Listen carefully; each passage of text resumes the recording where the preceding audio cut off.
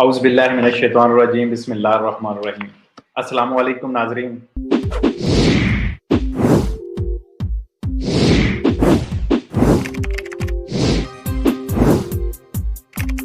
इम्स की तरफ से किन तारीखों को आपके जो बोनस हैं, जो पैसे मिल रहे होते हैं, वो मिलने जा रहे हैं आपको, उनकी तारीखों का जायजा लेते हैं। आरडीसी जो है रेडितो चिटाडिनाज़ा, उसके साथ बोनस 200 यूरो का जो आजकल बड़ा जिसकी बात चल रही है सैनियों को के जो पैसे हैं ये इस माह की 27 तारीख से आपके अकाउंट में आना शुरू हो जाएंगे।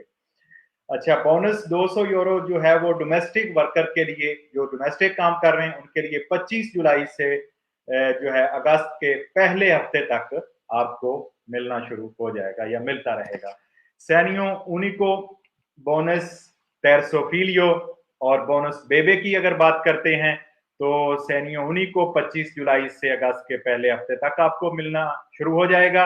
और जिन लोगों ने 28 फरवरी, नोट कर लें, जिन लोगों ने 28 फरवरी 2022 तक और 31 दिसंबर 2021 से पहले भी जिन लोगों ने बोनस बेबे का दुमानदा किया हुआ था, उनको भी इसी महीने उनका जो बोनस है बेबे का वो मिलना शुरू हो जाएगा।